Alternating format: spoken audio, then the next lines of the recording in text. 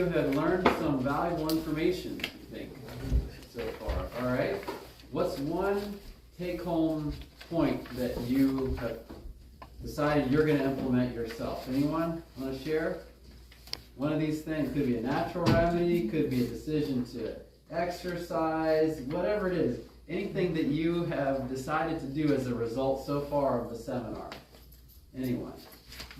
Even if it's more of an open-mindedness towards the natural remedy. Anyone want to share? Yes. Eat pumpkin seeds. Excellent. All right, very good. Any others? Keep God's law. 8 laws in here. Amen. And then with the going along with the songs. Amen. Well, I've decided to do the cleanses, you know, the ones that would benefit, well, all of them are beneficial, so I've decided to do the cleanses. Excellent. Good. Very good. Tell your coworkers. Excellent. Very good. That one was good. Yeah.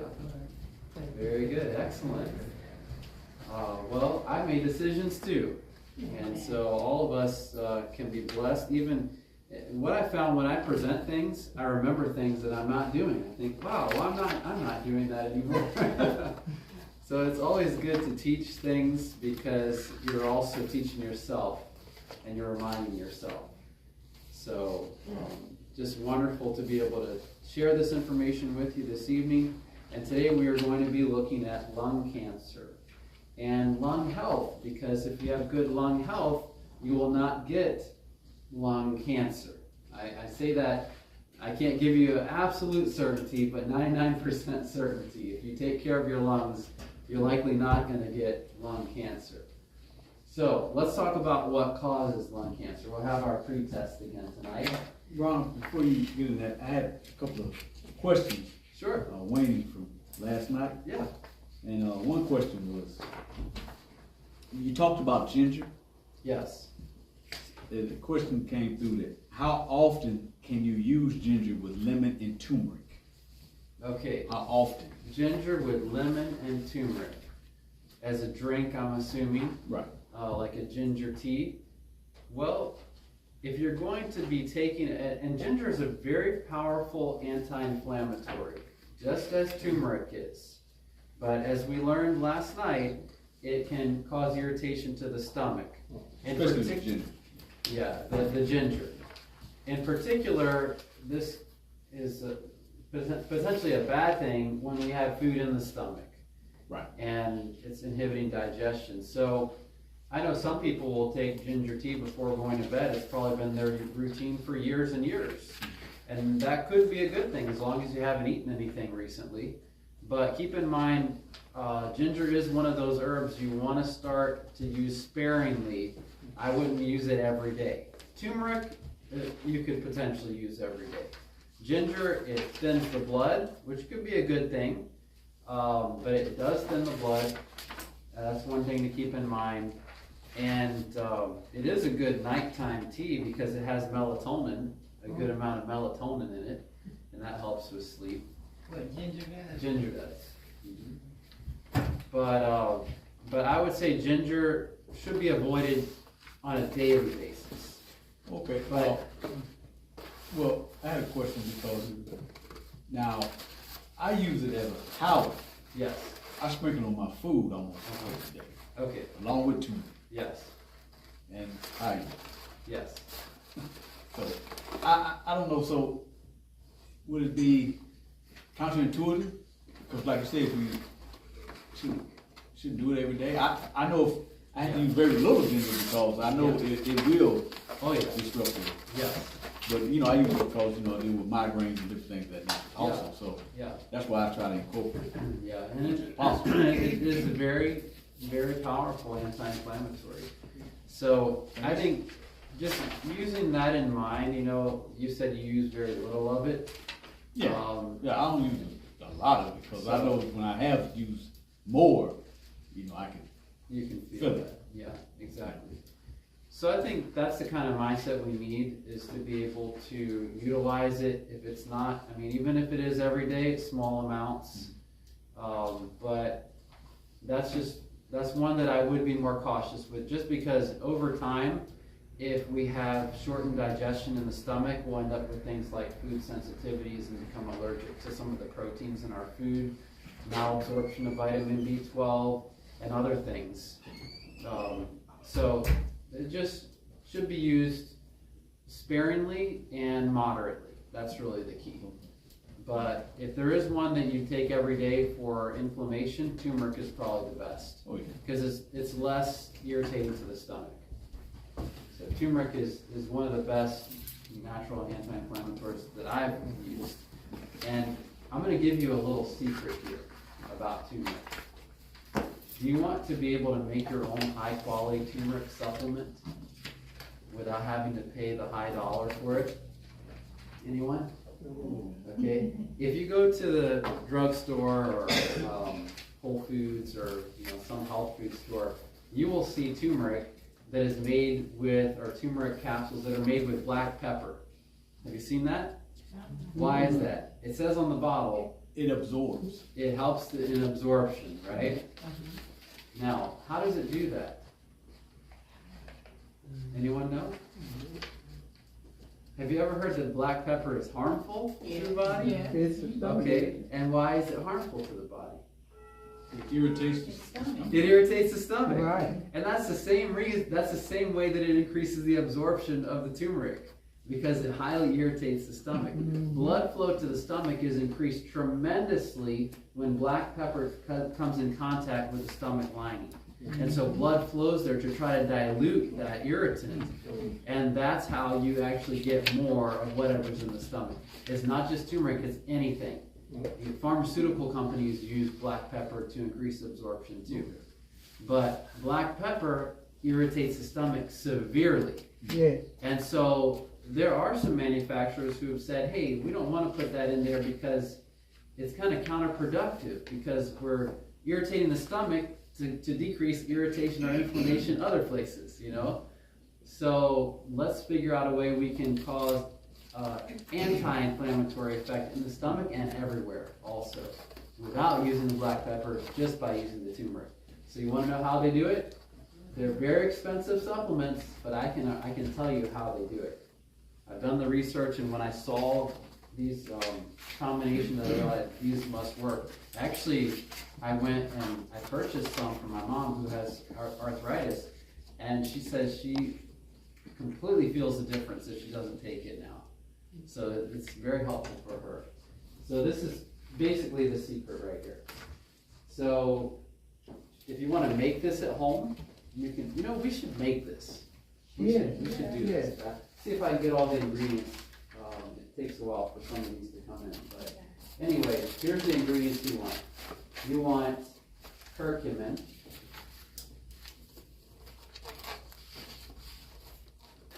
Which is the extract from turmeric. Okay? Curcumin.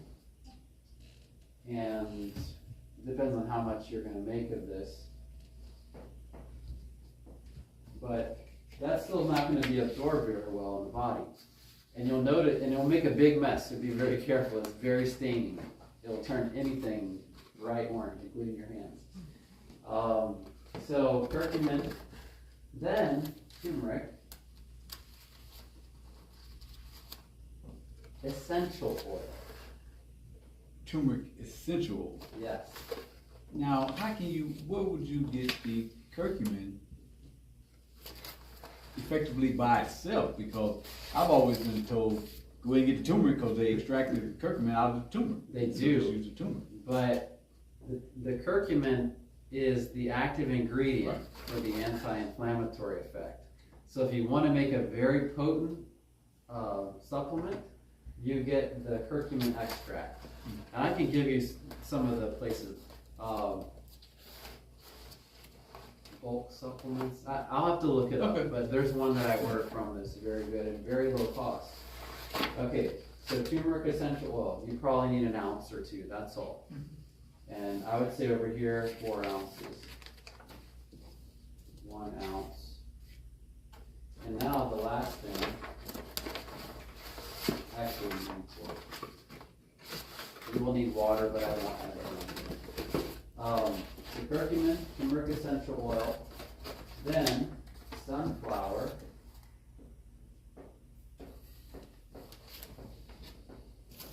lecithin.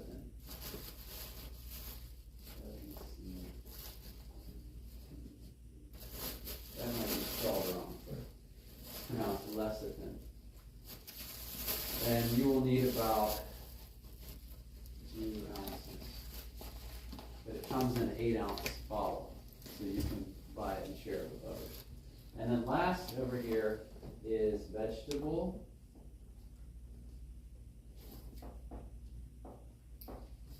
glycerin.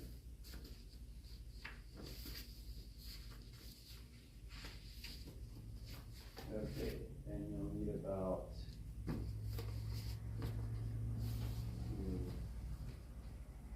ounces of that. Okay, and let's change this to 1 ounce.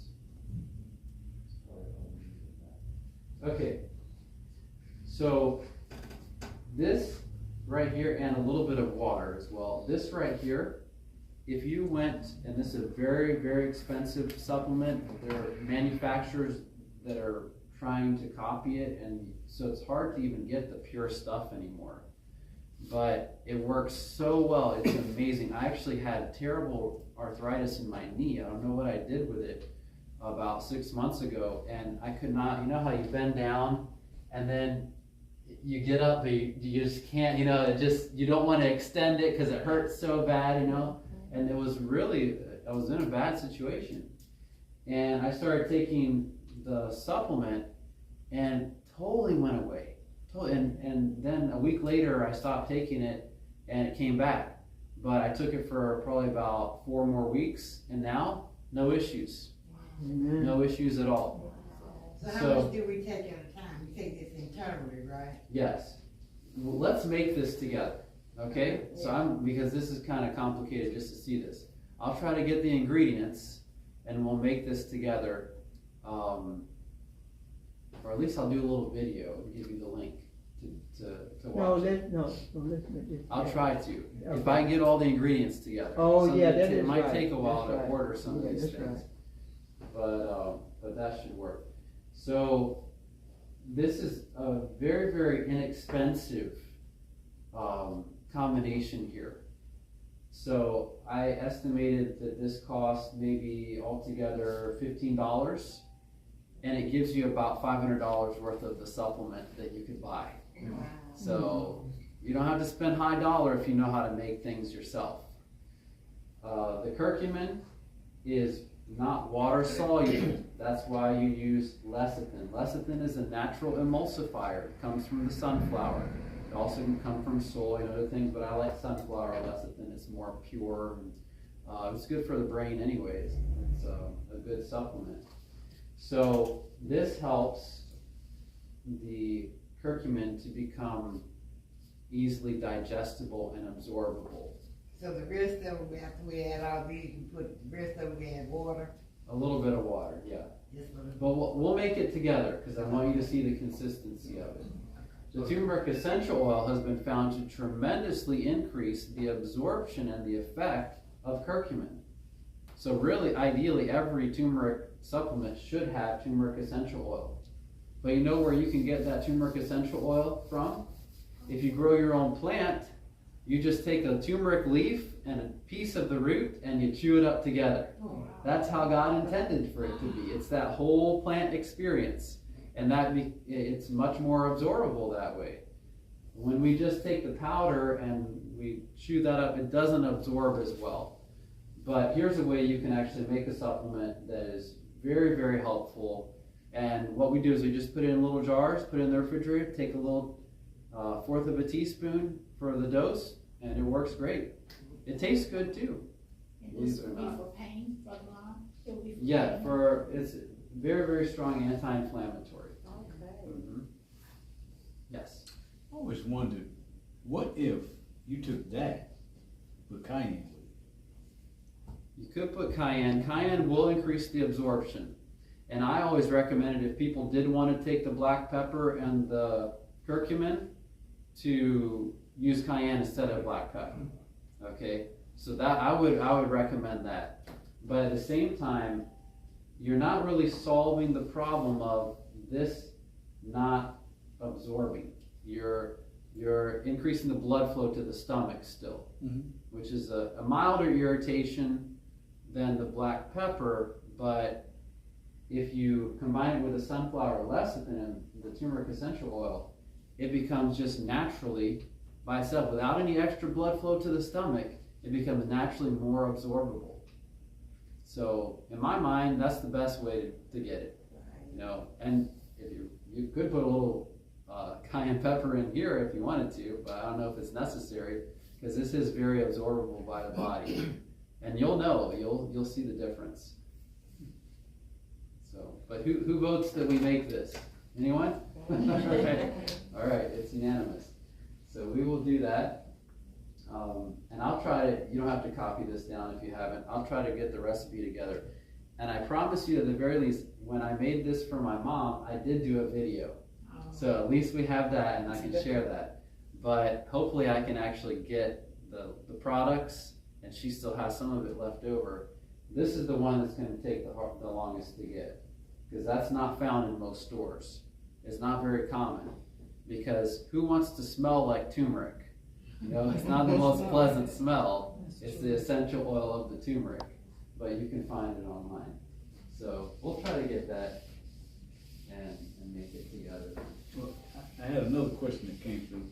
Sure. I wanted to ask about the thoughts on the spleen and how our emotions affect different organs in our body. Okay. That's what they were trying to get at. Yeah. Especially talking about the spleen. Okay. You know, since nobody really talks about the spleen. That's a good question. Well, the spleen is a purifier of the blood, especially removing red blood cells that are past their age. And so if you have a lot of inflammatory compounds in the blood, if you have a lot of adrenaline, if you're anxious, then that function could be impaired. But at the same time, any organ that's hurting is going to hurt others as well, because each organ communicates to the brain, and if you're causing and they'll tell the brain, hey, we're hurting, something's not right here, so there's some issue here, and they'll communicate that to the brain. And it may be relayed also as pain, but the brain, it deranges the harmony that there exists hormonally, which is the chemical messengers that are sent that affect other organs, and also the nervous connections as well. So it's not just the spleen that's going to suffer with anxiety or depression. The liver is going to suffer, the lungs are going to suffer. There's something called the sympathetic nervous response, which is, it's not sympathetic, it's just, that's what they call it. And it triggers this increase in respiratory rate and heart rate. The stomach fills up with acid, more likely to get stomach ulcers. And all the organs of the body kind of go on overdrive. Now the digestive tract shuts down because it deems itself not necessary for survival. And the sympathetic nervous response, or you probably heard the fight or flight response, it's the same thing. That is designed so you can run away from the bear that just came out of the cave, okay? So the stomach doesn't really need to digest food because you don't want to be digested. So you're just, all the blood, and by the way, this is a very important concept. In the body, there's about 4 liters of blood, okay? And that's all you have. Maybe 5 liters, 4 to 5 liters. That's all you have. And you have to have enough blood to go to your heart, your arteries, your veins, and all the little vessels in between, okay, including the vessels in the lungs. Now, you also need to have blood flowing to the various organs, right? So name some areas that blood needs to flow to. Heart, well, yes, it does actually need to flow to the heart, because the heart has arteries, right? So it needs to flow to the heart. What else? Liver, that's right. What else? Brain. Brain. What else? Lungs. We could name every part of the body, couldn't we? Okay, let's talk about arms, right? You need blood in your arms? Yes. Okay, what about legs? Yes. Feet. Feet? Stomach? Right? Okay, and we could go on and on and on. Now, this is the issue right here. If all the blood was sent to every part of the body that needed it or that could use it, and I'm including all this right here. You see that? And that's including all the ones we didn't name too. That would take 4 liters to fill all of those areas. Guess what would happen? We would go into circulatory collapse and shock, and we would die. You know why? Because there would be no blood in the heart, no blood in the arteries, no blood in the veins. So what does that tell you? That there is a time and a season for blood to go to the arms. There's a time and a season for more blood to go to the stomach. There's a time and a season for more blood to go to the brain. There's a time and a season for more blood to go to the lungs, right? And so on and so forth. Now, of course, all these will have a little bit of blood at least flowing to them because they need to operate. But this is why it's important that after we eat our meal, we don't go and exercise very heavily right after eating. You know why?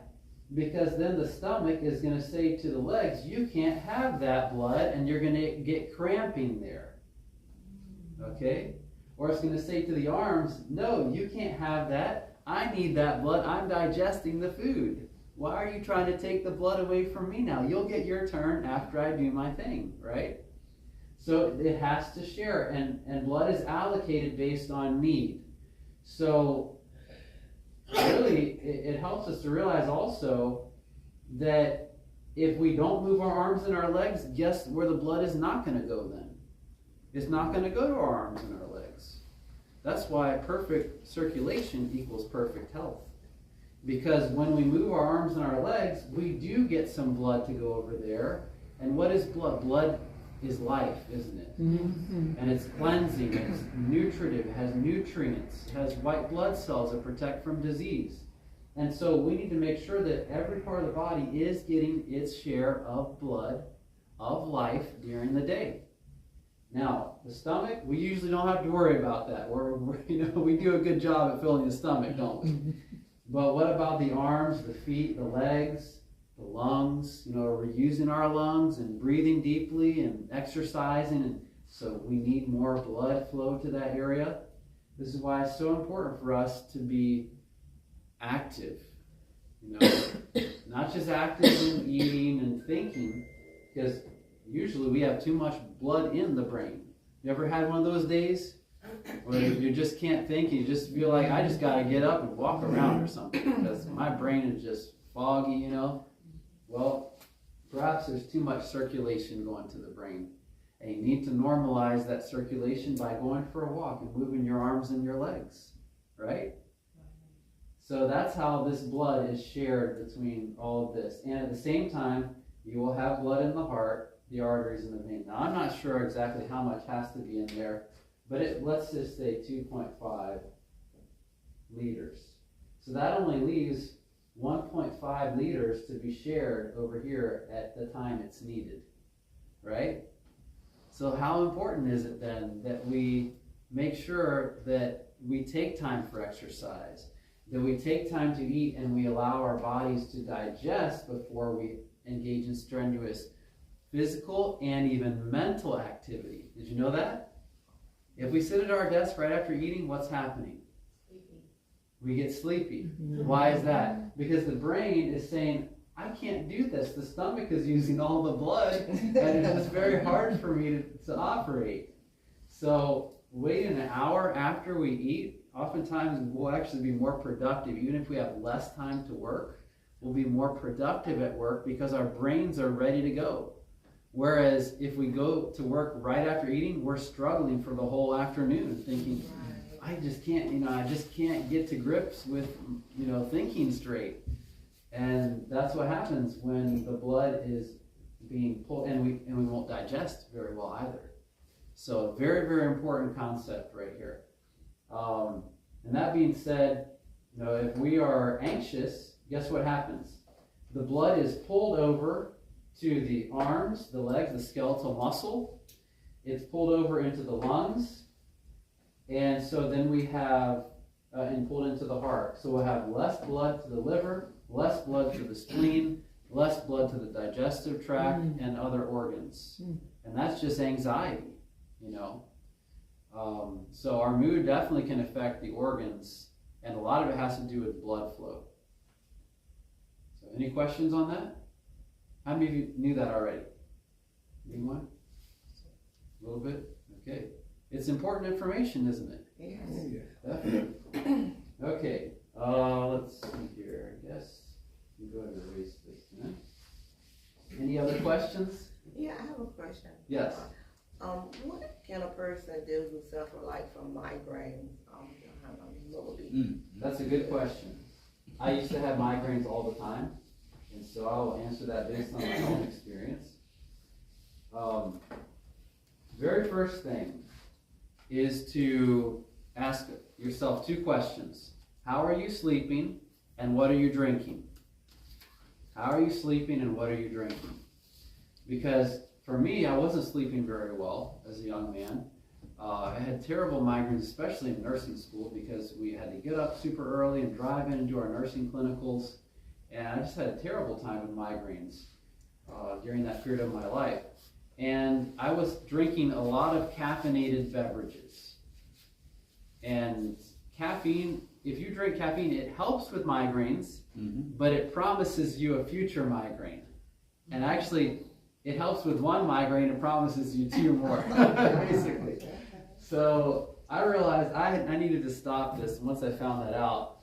And I started drinking more water, cut back on the caffeine, even green tea, because green tea would trigger migraines. So even the green tea, even though it has some benefit, pure water, and I slept better. And that helped a lot. Now I still had the migraines. And what are migraines caused by? Well, there could be various triggers. Stress is one, but a lot of times migraines are caused by caffeine use. And it's just, we use it all the time. I've used it since I was a boy, I don't use it anymore, but it can set you up for a migraine. This is the reason why. Because the blood vessels in the brain and everywhere in the body, let's just say this is the blood vessel, they can widen, right? Or they can constrict, right? Okay, this is called vasodilation. Vaso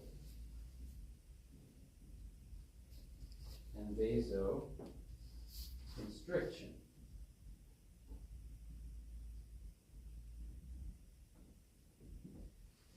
Okay, now which one is taking place during a migraine?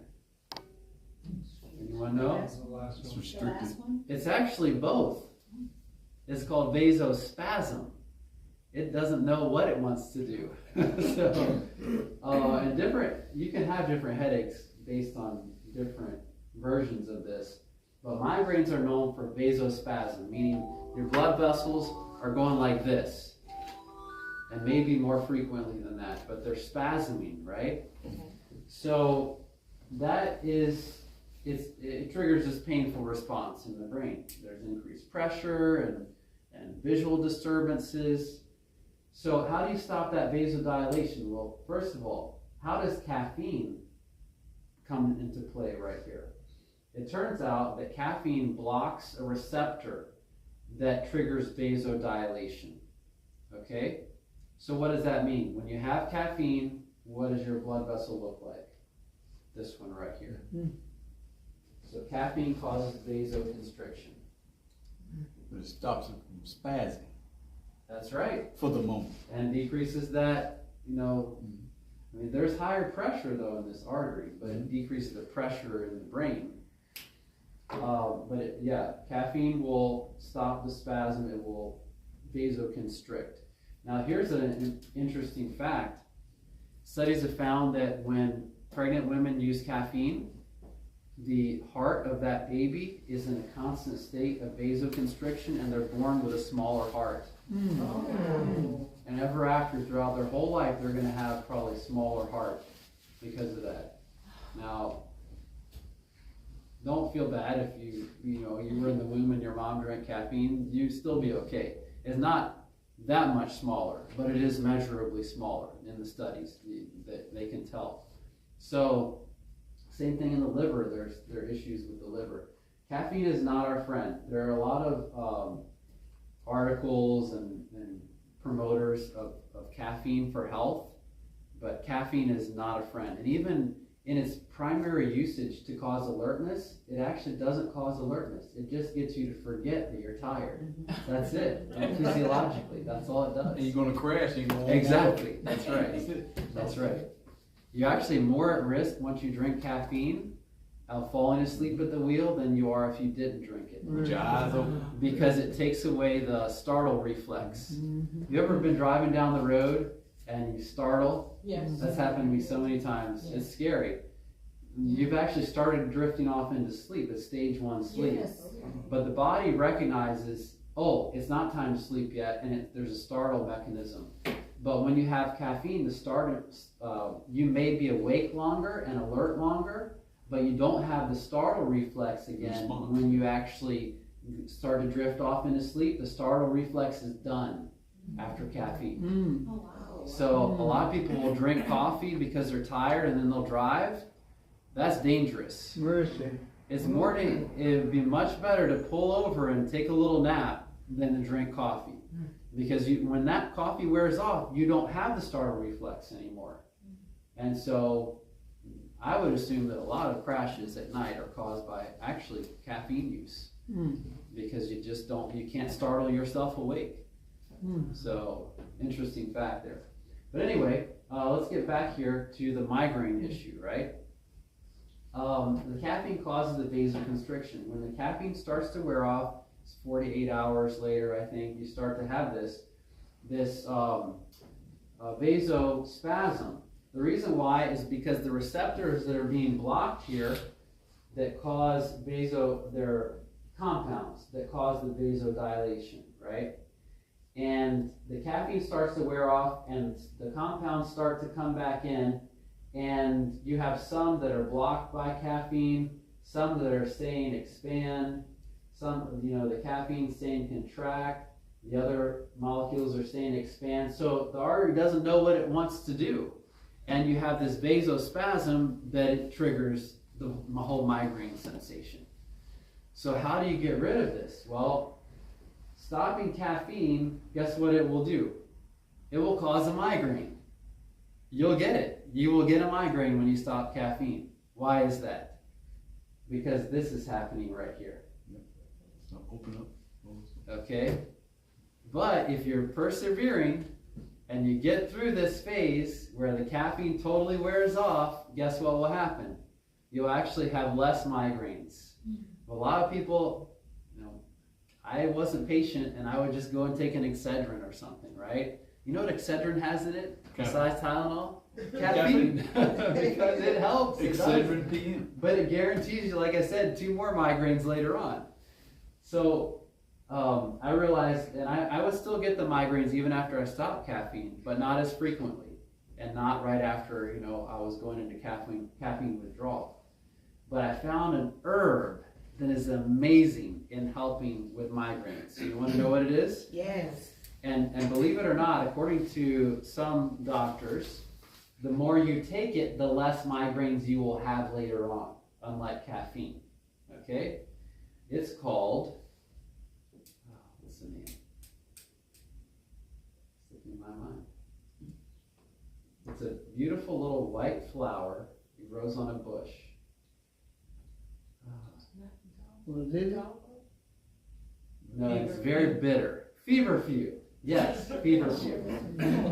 So feverfew. So this is how I started taking feverfew. I was actually working as a nurse. How you How you spell that? spell it? Feverfew. Yeah. Wait a minute. Feverfew. Say it again. Fever. Okay. F-E-V-E-R. Yes. V as in Victor. Oh, V. Yeah, Feverfew. I'll write it down right here. Thank you. Fever. Few.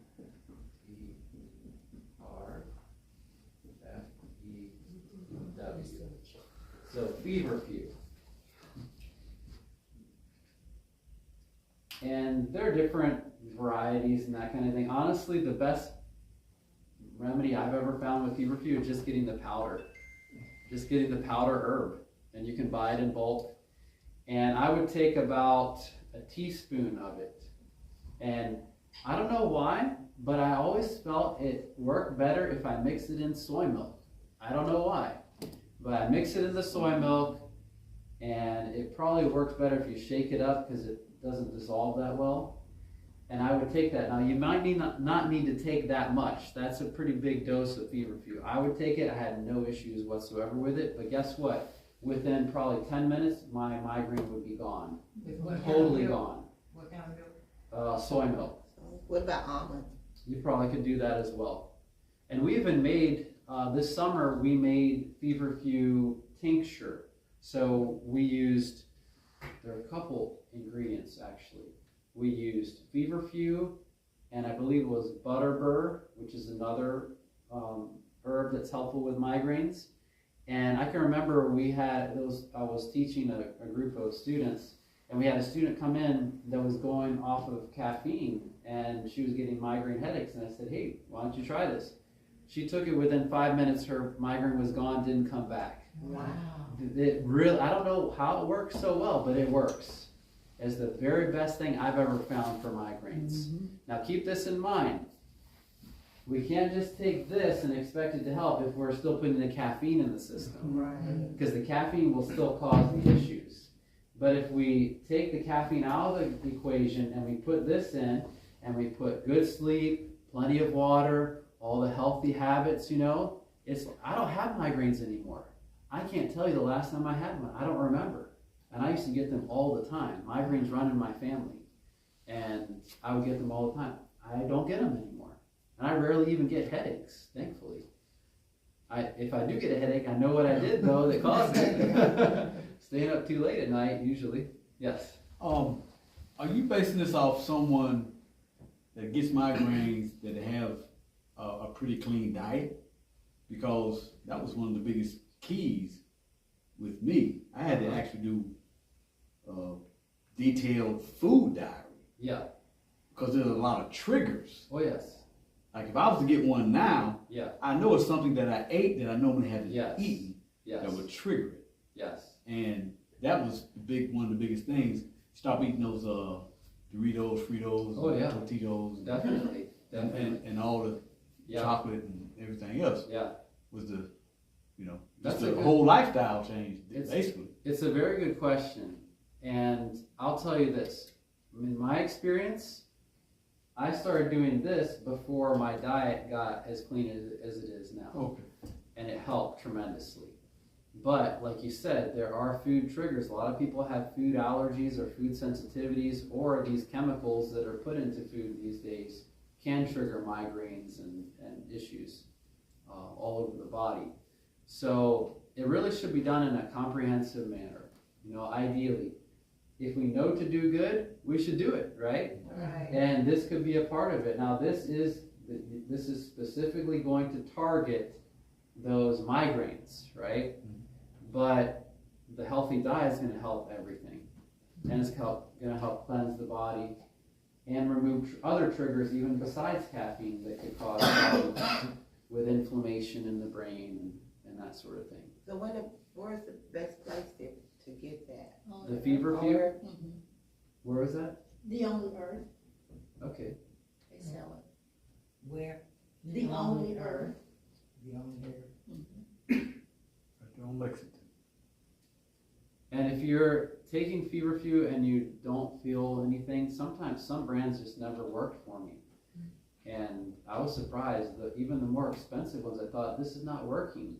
And I went back to the just plain feverfew or the powdered, the flour and actually one time even I had a migraine and I was going through this herb garden and there was feverfew and I picked one little flower and chewed it up, my migraine went away. Oh, Amen. So it works, Amen. but you just need to make sure you get enough of it. And I think that's the key. Don't take too much, of course, but for me, I think a teaspoon was about my maximum, but that seemed to really help. And a teaspoon, I think it was equivalent to about 4 capsules of the feverfew. A teaspoon. So where do you get yours? I haven't purchased it in years. Oh, We did purchase it when we made our tinctures, actually about 1.5 years ago. And I think I just ordered it on Amazon for like a 1 pound bulk bag of it. Yeah, But- Amazon has everything. It does, it does. You get it from Frontier? Yes, Co-op? that's a great place to get it from, Frontier. Mhm. Yes. I have a question. I fell on my job last year, and I'm just now finding out that I have a chronic partial gluteus medius tear. They gave me a strong steroid shot. Did nothing. Did nothing. Before they gave me that kind of shot, they had given me a cortisone shot. Yeah. It did it for one time, and then they did it again, did nothing. Yeah. So I went in and got a stronger shot, did nothing. So now when I go back Tuesday, he says that if that didn't get me moving forward, that I would have to have a hip replacement. And so I was like, I'm in pain daily. Yeah. Just nothing will cut it. Like today, I'm in pain, but I just endure it. To God be glory for that. Amen. But yeah, it's painful. Just in the morning getting up, and I'm getting a little emotional because it's something. Yeah. Having to turn, you just can't really rest. So, because I don't know what's happened, but it's very painful. Yeah. I was just wondering, is there anything that I could take that would help with that? With the inflammation that you're experiencing there, the turmeric that we described, that would be my first choice. Yeah, I tried that too. I got the root kind and I grated it and I boiled it and made a tea out of it. Yeah. Of course, they said put black pepper. I didn't know that. Yes. But yeah, that's what I did. And I've tried the cayenne, but it kind of irritates my gallbladder. Yes. Or even my liver, which Yes. is Yeah. Well, the turmeric that I described is going to be much more absorbable. In fact, the company that makes this mixture that I base my own supplement off, they say it's like 500 times more concentrated. 1 capsule is worth 500 capsules of turmeric. So you just want to make sure it's being absorbed correctly. Okay. And tea might not be the best, might not get the best effect from it. But something like this, or it's a really strong extract, could be very helpful. But here's another thing. Whenever you have inflammation that can be reached, we should always try to apply topical pain relief as well. Okay. So that being said, 2 of the best topical pain relievers that I've ever found are grapefruit essential oil and peppermint essential oil. You mix them together and you rub that on the area and just keep rubbing it maybe 10 times a day. And I'll tell you what, it's an amazing remedy because the peppermint should be, if you can get it, Japanese peppermint because it has much more menthol in it. Menthol is pain relieving. It's like a pain blocker. It only lasts for about 5-6 days, and then your nerves become sensitized to it, so you don't get the same effect. But it does initially really take care of the pain. But the grapefruit essential oil is primarily a compound known as D-limonene, which is one of the most powerful natural steroid-like substances known to man. I won't spell the D-limonene because you're not going to go out and buy that, but just the grapefruit essential oil. Okay. That's what you would want. We do make a pain relieving cream, but I only had a couple samples to give to Sister Buffet. But if you wanna get my contact info, I can send you some, you know, through the mail. Oh, it's good stuff. So when Yeah. they say that I'm gonna need a hip replacement, is that true, or is they just trying to get more money? Well, you know, it always could be a motive, but I will say this, they only know what they know, Okay, and they don't know natural remedies. okay. I know because I worked at the hospital for the longest time, and my colleagues in the medical profession don't always believe in natural remedies because they haven't seen them. But I have seen pretty amazing things happen that orthopedic surgeons thought was never possible. Even complete reattachment of ligaments. Yeah. So I wouldn't say it's impossible, but it's and I wouldn't say it's going to happen either, you know, at Right. the same time. But I would say that it's worth a try. Well, I did have a rotator cuff repair. It doesn't hurt, but I'm limited, like, I Yeah. can't carry my hand all the way Yeah. here, it's just, this is it, this is Yeah. as far as it goes. That looks familiar. Yeah, and then, you know, with the 3 bulging discs, that's the same thing, they did an ablation on it. Yeah. It helped for a little bit, but after that, Yeah. nothing, Yeah. nothing came. Yeah. They give you so many pain pills, which I didn't take none of them. Yeah. Nobody don't hear that, but Yeah. I Yeah. don't do pain pills. Ron, would you think that it would be a good, it's like, you know, you mentioned Mercy Valley, Yeah.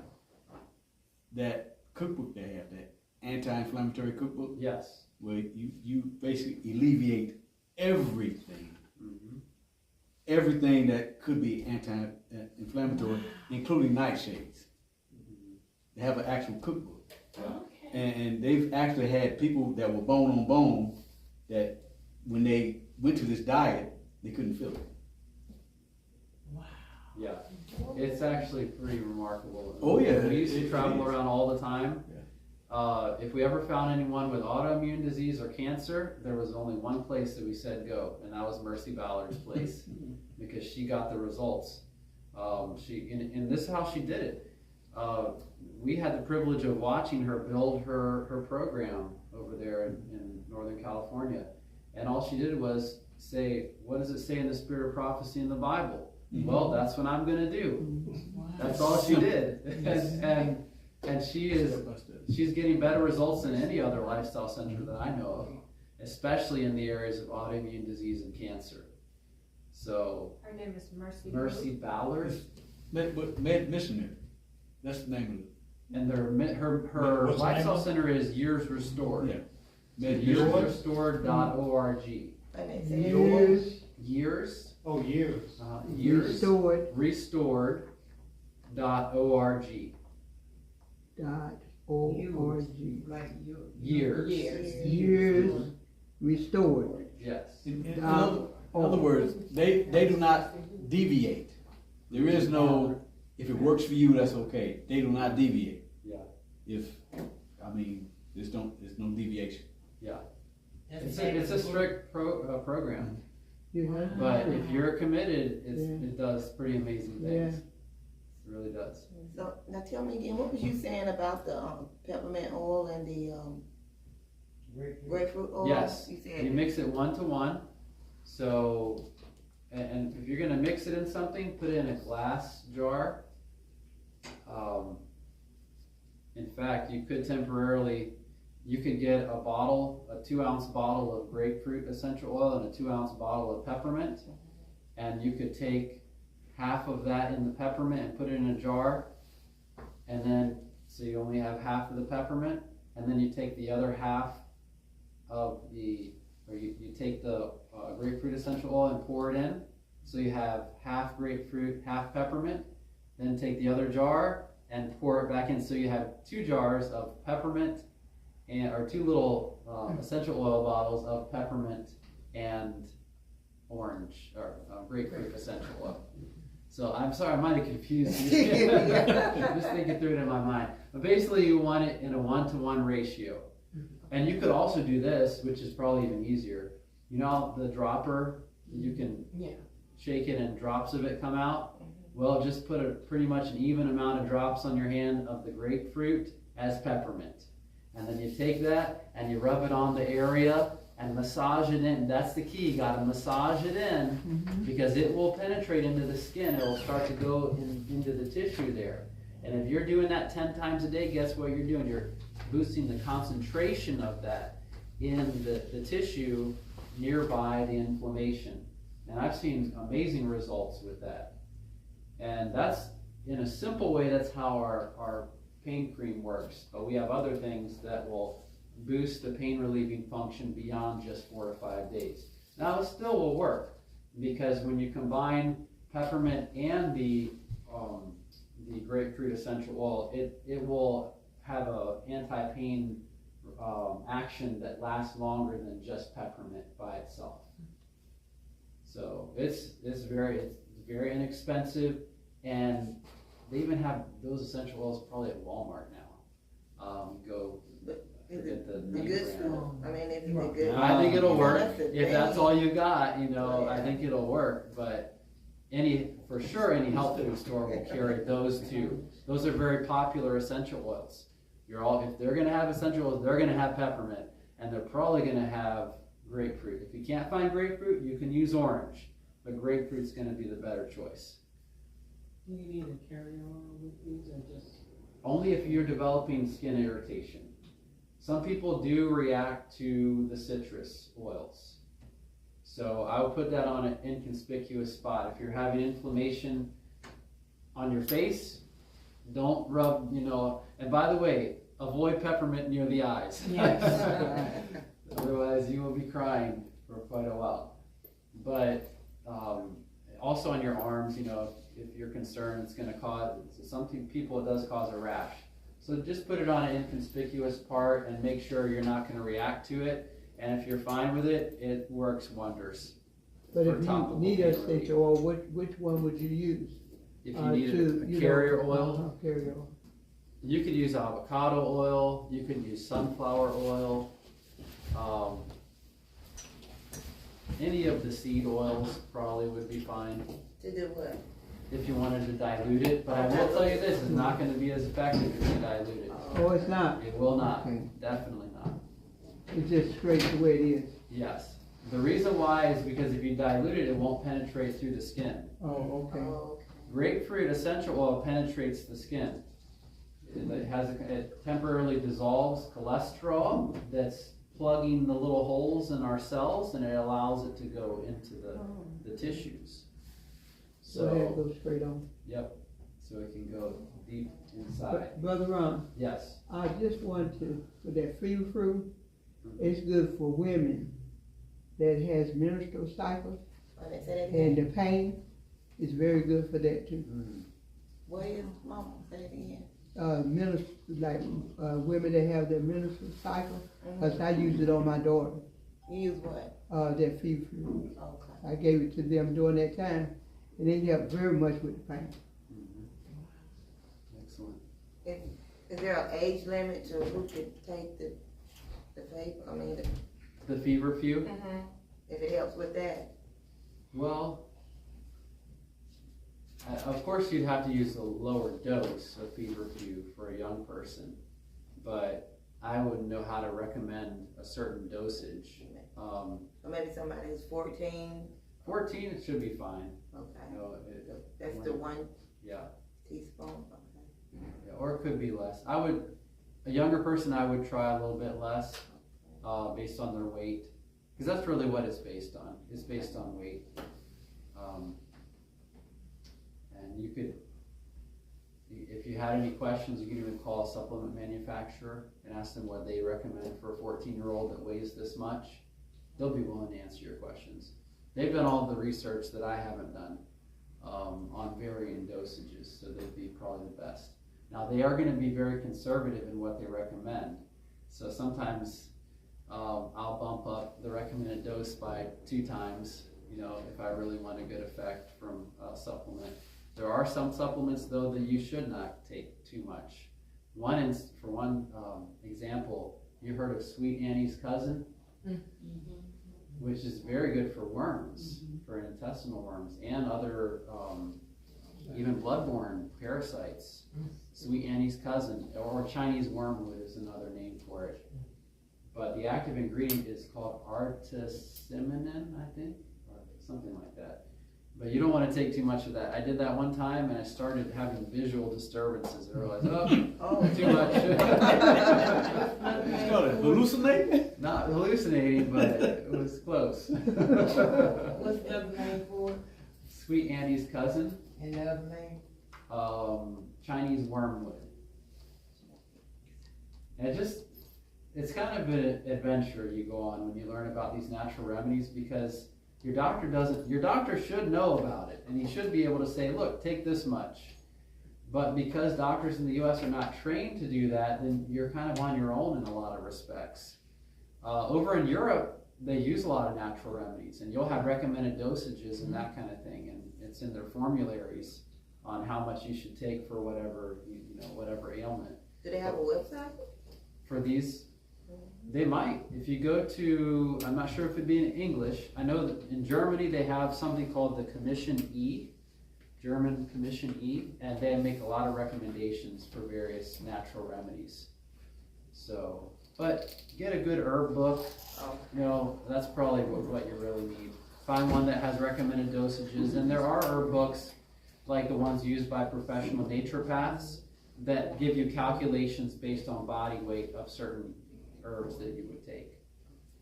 Natural, what did you say, natural? There's a natural remedies book, like a natural remedies Wouldn't encyclopedia. Back to Eden? Back to Eden could have it. I don't know if it has dosages for young people in it. Oh, yeah. But it's a great foundational book. The good thing is that most natural remedies, there's a wide margin of safety. Okay, so for instance, like the orange peel that we have over here, you could eat a lot of orange peel before you have any issues. In fact, you just probably wouldn't eat that much orange peel. You get tired of it. But things like licorice, of course, like we talked about last night, you want to use that sparingly. Or, ginger, you want to use that more sparingly. So it's just a matter of educating yourself and making informed decisions. That's really the key. Now, that being said, I'm going to do my pre-test because we still didn't get to our song yet. So we'll answer some more questions. I love answering questions if I have the answer. Okay, so we talked about lung cancer, right? What are the top causes of lung cancer? Smoking. That's the number one, right? What's the second? Pollution. And we could add things like radon, from the basements, that kind of thing in there as well. Alcohol. Alcohol, What else? Well, secondhand smoking, of course. Yep, we can class that in that one. And even that one too. Any others? Lack of exercise. Lack of exercise. Why is that important for lung health? Your breathing. Because, It helps expand. it expands the lungs. Some adults, particularly in Western society where we don't have a lot of activity, we have chronically collapsed lower lobes in our lungs. They're just collapsed. They're not being used. And so what happens down there? Well, you don't have air coming in, and you have potentially fluid depositing there, bacteria, increased risk of pneumonia, and that's a chronic increased risk. So remember, chronic irritation could lead to what? Cancer. So just a sedentary lifestyle or lack of exercise could increase our risk of lung cancer. And of course, pneumonia and those types of things. Okay, so that's pretty good. So who's ready for our song?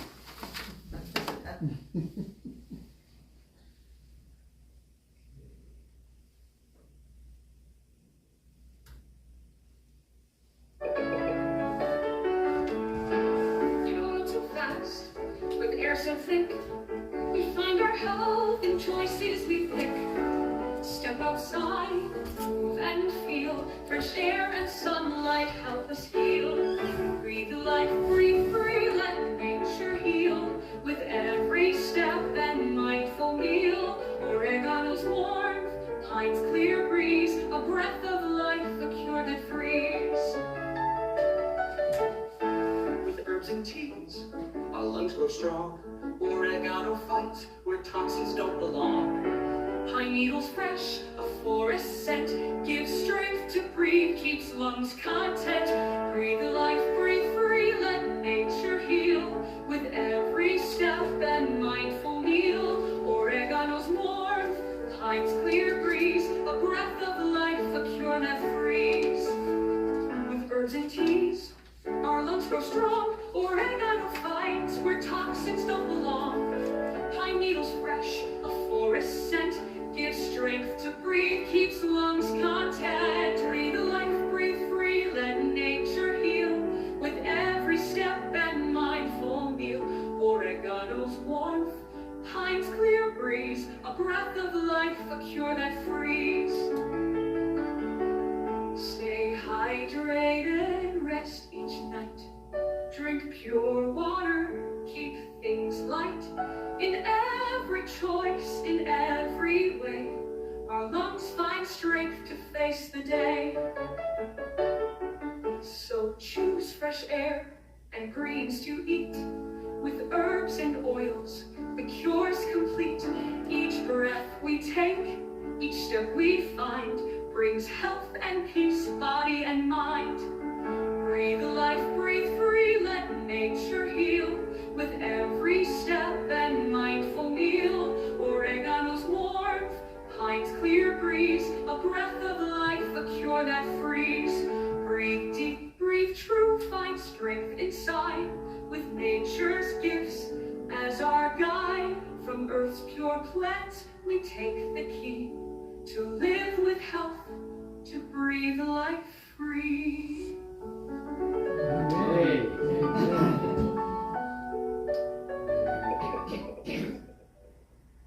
So, what were a few things you picked up from the song that we haven't discussed yet? Oregano. Pine, oregano. Okay, which one do you want to start with first? Oregano. Oregano, okay. Why is oregano so helpful? Does anyone know? It's one of the best antibacterial plants that we have. In fact, if you want a good topical antibacterial, you can use an oregano and olive oil mixture. I didn't even know about this until a few years ago. I have a doctor friend of mine who has 2 young boys, and if you have 2 young boys, you know they're constantly cutting themselves, when they're going outside and getting scrapes and scratches and bruised knees and all that kind of thing. And so she was looking for a natural remedy, and I suggested something to her, and she started using oregano oil. It turns out the oregano oil worked much better, and I started using it too, and I realized, wow, this is better than anything I've ever used before. Oregano oil by Oregano itself. oil, not by itself, is too strong. Okay.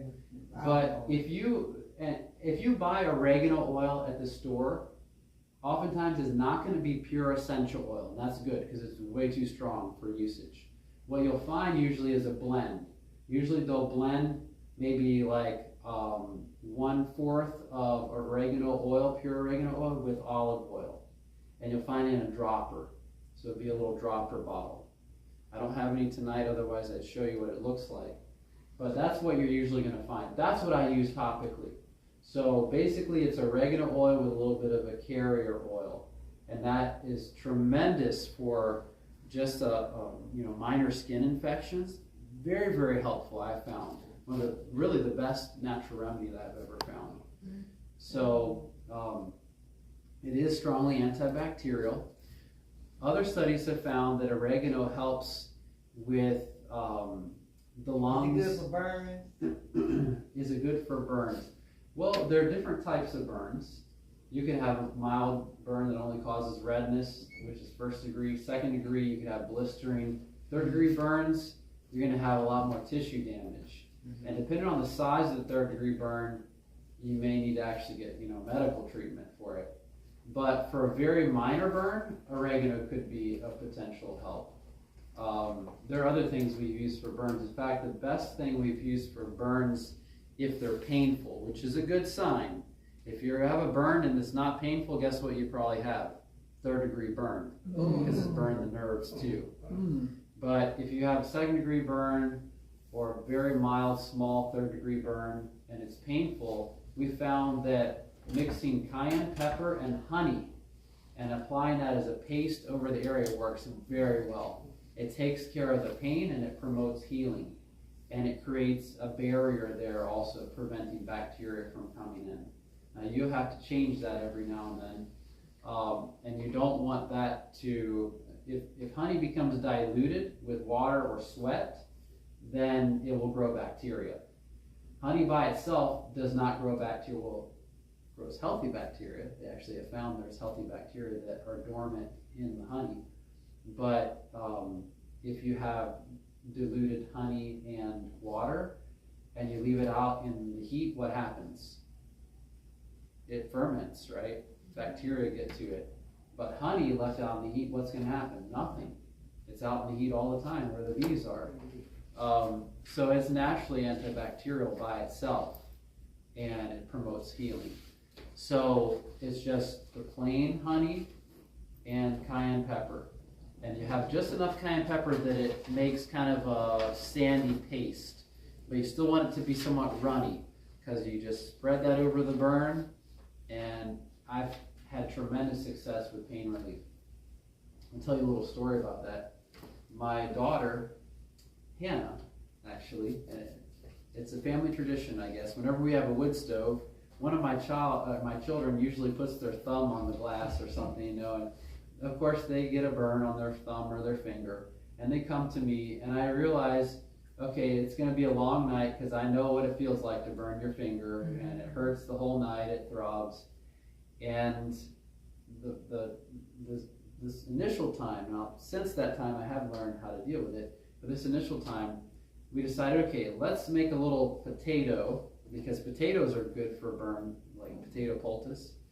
And we carved out a hole in the potato and we plopped it down on her thumb. And she had a little potato.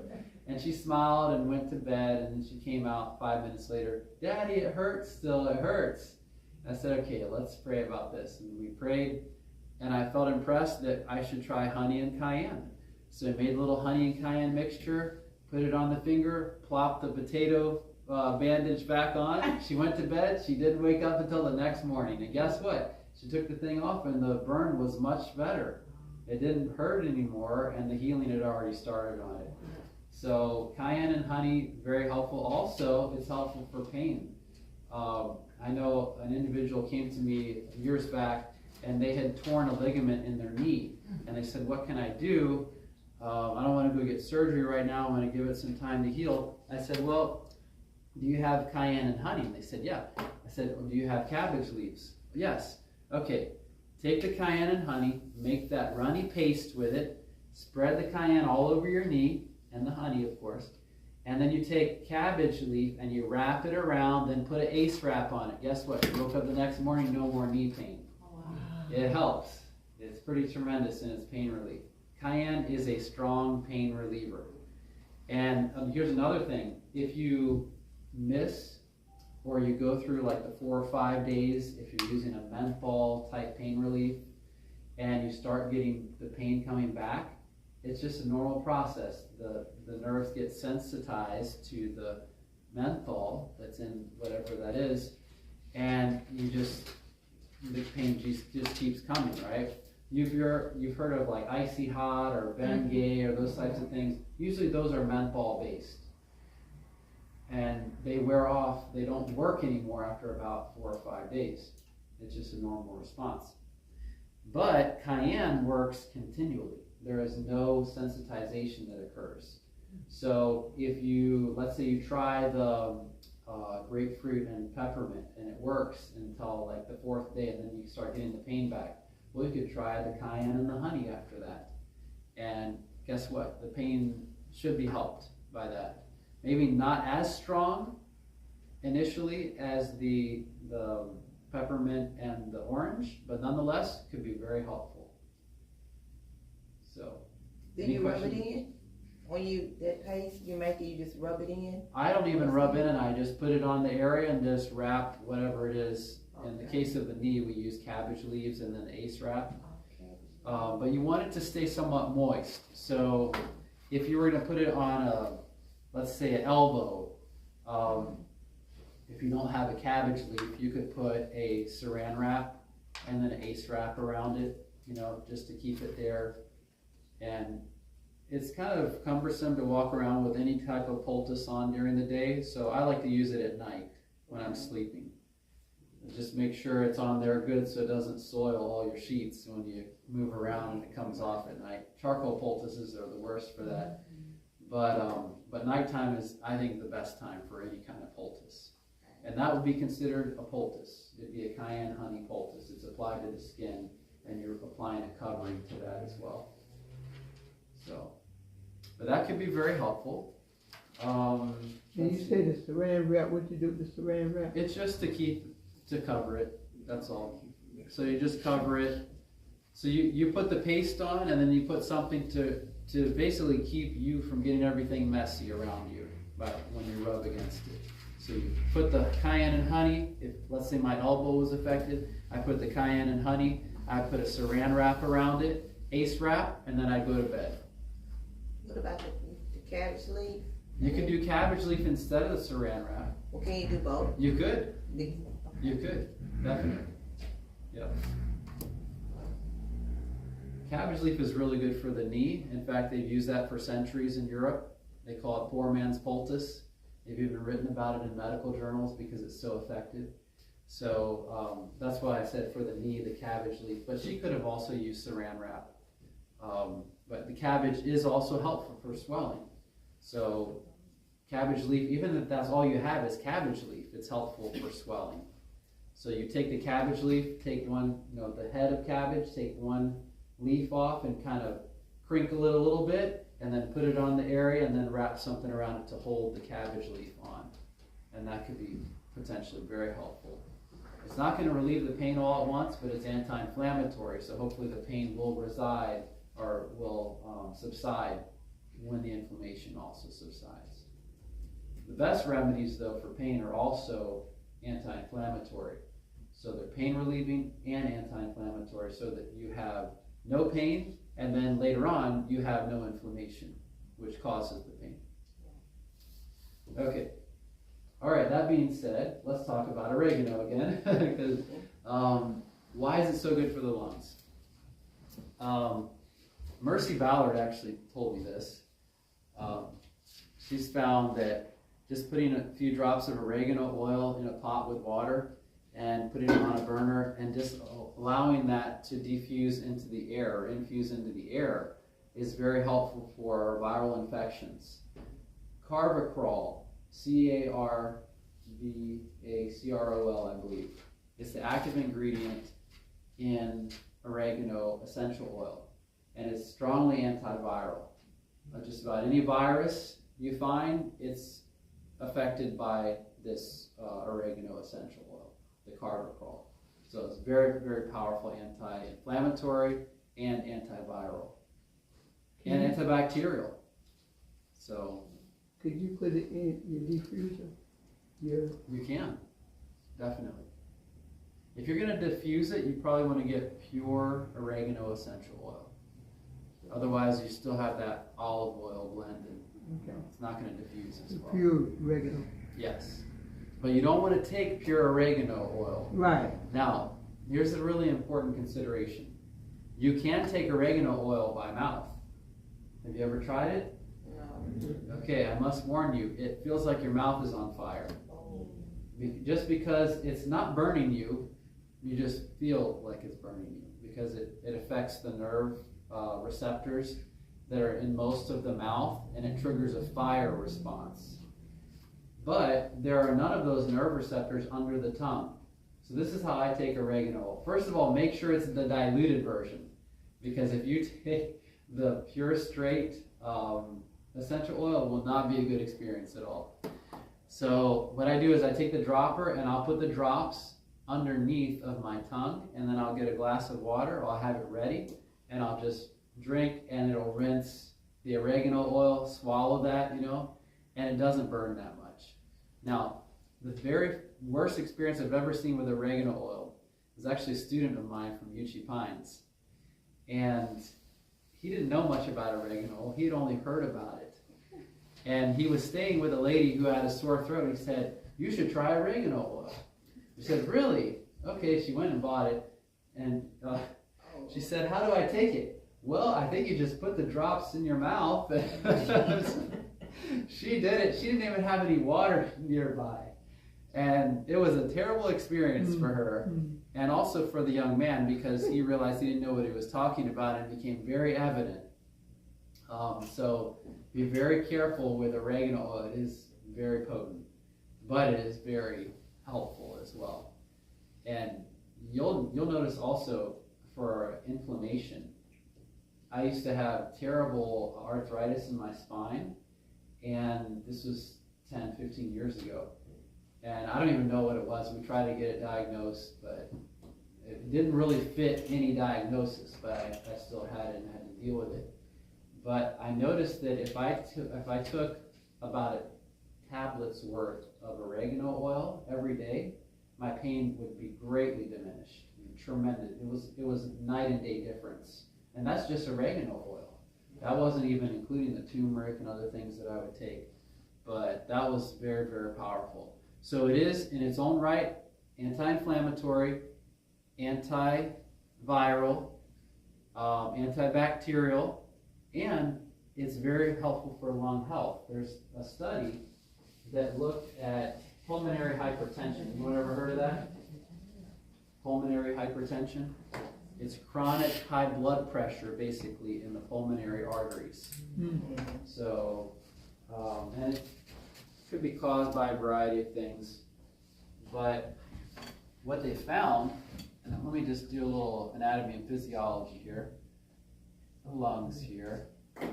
We have the trachea that comes off into the two bronchi, and then they branch off over here. What are these called?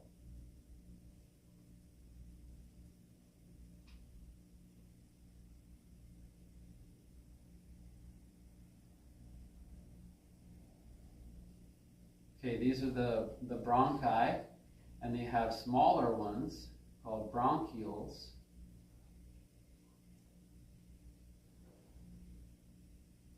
And these are just passageways. And I'm not even going to draw all of them out. We just have so many of them, the bronchioles. And then you have something called alveoli. Heard of those? This is where you actually, they're kind of these little sacs over here. This is where you have the actual exchange of oxygen. And I'm not going to draw all of them, but just to give you an idea. Exchange of oxygen and carbon dioxide. This is where ventilation happens. Okay. All right. So, trachea, bronchi, bronchioles, alveoli.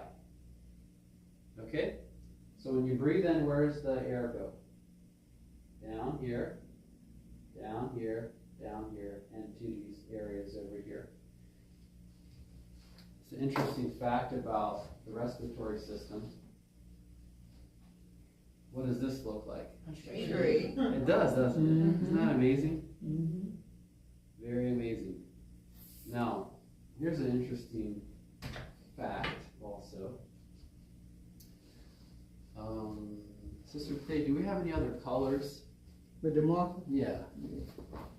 If you have I got it in here. If you have a blue one, Okay. use that one. Okay, I'm going to turn this back over.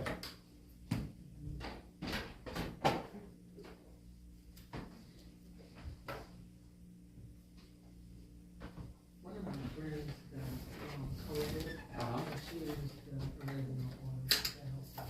Oh yeah. Yeah, I use that as well. any type of respiratory viral infection, I would use oregano if I had it. Thank you. But you said you wanna make sure it's diluted, it'll say it? Yeah, it'll say. It should say.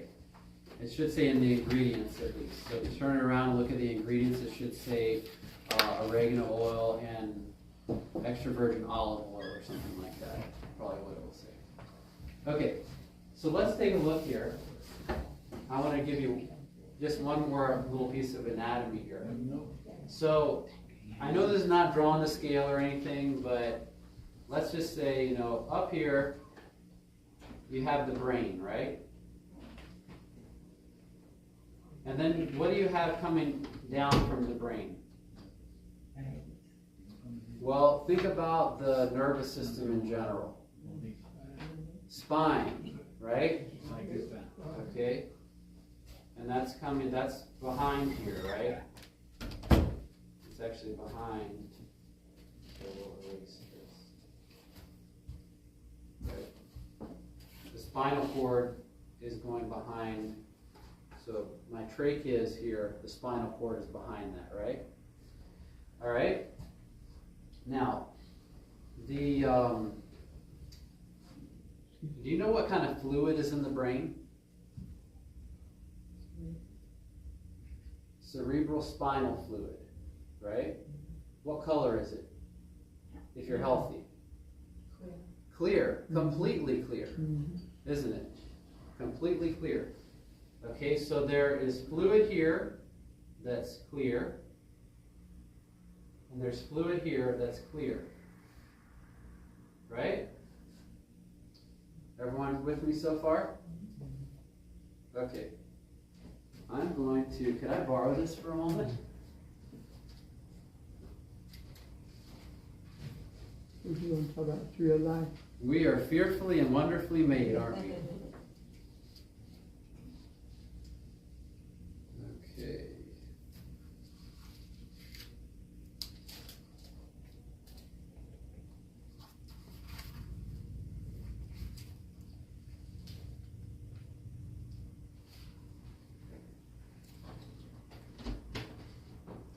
Okay.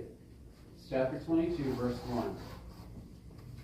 And he showed me a pure river of water of life, clear as what?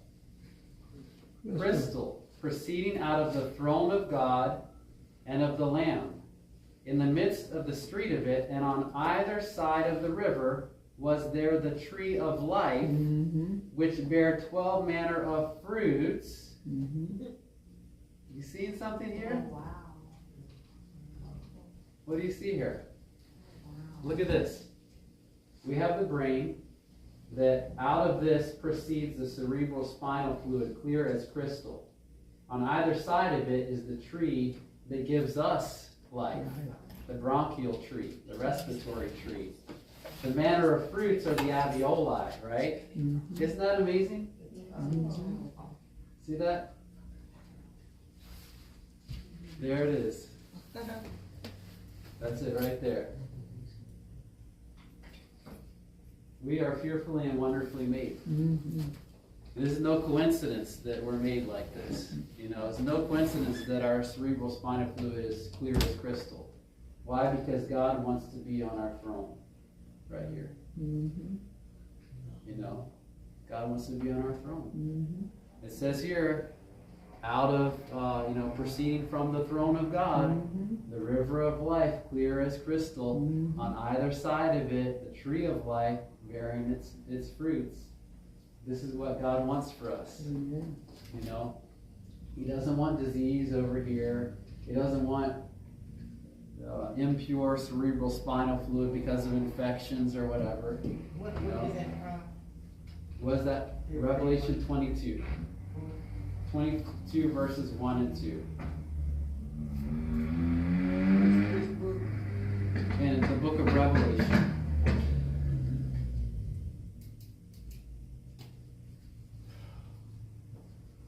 So I like to look at physiology and realize the hand that made us, you know. It's right there. It's right there. We're told that every nerve and every fiber has God's law written on it. You know that? And we're to act in harmony with God's word and his law. And when we do that, we have this beautiful picture. The beautiful picture of health as God intended it for us, you know? So just a tremendous privilege. All right, let's get back to oregano now that I've drawn this out.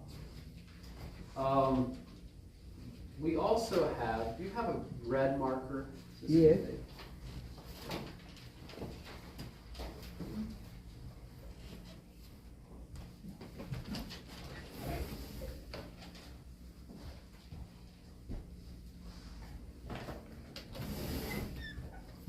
Yes. I see. Thank you. All right, so here's our red marker. This is going to represent the arteries. Okay, so you have blood vessels over here. Capillaries is what they're called, that are coming off of these alveoli. And I only draw them on here just for the sake of time. And then you have larger vessels. And then you have larger vessels. Like everything pretty much feeds into these vessels here. Well, when there's a blockage or a backup, these can become thickened, and you have something called pulmonary hypertension. And there's just a lot of pressure put upon them. Studies have found that oregano actually will shrink this back to normal. It'll actually change the blood vessels. So if it can happen here, it likely could happen all over the body. So people with arterial disease could be very benefited potentially by things like oregano. So we can see it's not only good for lung health, but not only antibacterial, not only potentially antiviral, but also good for the circulatory system. And we learned already, we've got good circulation, we've also likely got good health. As long as we have good blood. And we get good blood by good living, good eating, good exercising, right? So it all comes together. All right, let's talk about pine, because that was mentioned in the presentation. We talked a little bit about pine essential oil. Remember what white blood cells does pine increase the number and activity of? Anyone remember? Natural killer cells, right? NKCs. And these help with autoimmune conditions and fighting cancer, fighting new viruses the body has never seen before. In fact, they found that if your natural killer cells were working properly, at least in mice when they did these studies, they could defeat Ebola virus. Ebola virus is pretty dangerous, right? Especially the Zaire strain of Ebola virus that was so dangerous back in, I think it was 2013. But these natural killer cell levels, when they were adequate, they could fight off the Ebola virus with no death, no mortality, even though the virus had a mortality, or the infection had a mortality rate of 40%. But with adequate natural killer